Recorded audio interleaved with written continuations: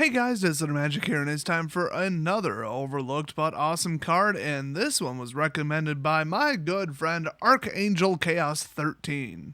That's his real name. Alright, let's play Can You Guess It? It's a 5-cost legendary creature. It costs exactly 5, and it's all 5 colors, and basically nobody uses it as a commander, unless it's an excuse to have a 5-color commander. It was in From the Vault Annihilation, and its artwork looks like some creepy Japanese anime stuff, specifically Dot Hack. Also, the name reminds you of a song from Bleach. Oh, the band, not the anime Bleach. Okay, you probably guessed it at this point. It's Child of Alara. This is a mighty powerful creature by itself, despite being, very difficult to get out, obviously, but it's a 6/6 trampler for 5, which is just real decent. But there is a catch. When Child of Alara dies, destroy all non-land permanents. They can't be regenerated. So here's the kind of funny thing. Okay, if you know that they're going to destroy it, like you're swinging into a, 1/5 Death Touch wall or something, then if you have a way to save your creatures by making them indestructible, which, you're playing 5 colors, so you probably do, well, then I guess you got something.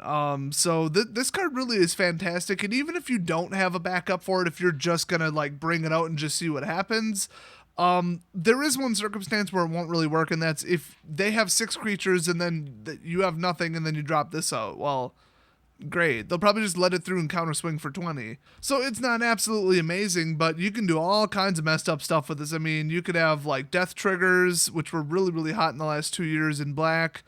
Just about anything. It's hilarious because unless they exile it, that trigger's going off. So this really only does typically have to swing 4 times in a normal game for it to be a massive issue, and throwing some little chump blocker out in front of it is going to do nothing because it has trample. So they might be forced to accidentally board wipe. Now, I like my creatures to be creatures and my board wipes to be board wipes, obviously so that I'm in full control of when the board wipe goes off. I don't want anything inopportune happening that might affect me. Because remember, it's almost entirely up to your opponent when they decide to trigger this, basically. When they decide to finally use a destruction spell of some sort. Now, this probably looks like a pretty darn expensive card, being printed basically once as a mythic rare in Conflux. But it actually was in From the Vault Annihilation as, well, obviously a mythic rare in foil. So, would it be more expensive if it wasn't in there? Maybe. It's kind of a chicken and egg thing where really the cards in From the Vault Annihilation made it be cheaper. So you can pick up a copy of this card, basically from FTV, for $4. That's it, $4. And that probably has something to do with the fact that, maybe From the Vault Annihilation is $43 right now. $43, brand new sealed, eBay price. Boy, people really never got over them not including Damnation in that set. And they should have. They absolutely should have. There is no 2 ways about it. They should have put the card Damnation in From the Vault Annihilation, which is the iconic masters of blowing things up in board wipes. It contained Armageddon, which, okay, that's classic, but it's not terribly expensive. Burning of Yi, whatever, Cataclysm, Child of Alara, Decree of Annihilation, Fire Spout, Fracturing Gust, Living Death, Martial Coup, Rolling Earthquake, Smokestack, Terminus Upheaval, Virtue's Rune, and Wrath of God. I know what 4 of those cards do. I could have picked out better destruction spells to go in there. Okay, most of them would be after 2014, so I don't know if that would work, but still. Oh, it's just terrible. So thankfully, if you want to copy this card, you can get it dirt cheap. So anyway, obviously the tricks with this card kind of speak for themselves. You can do weird stuff with the trigger. You can do stuff with timing and responding and indestructibility, and I don't know. It's just a wild card.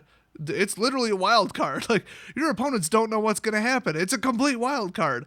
I almost wish it cost 4, but it can't because, the Shards of Alara are 5 different colors.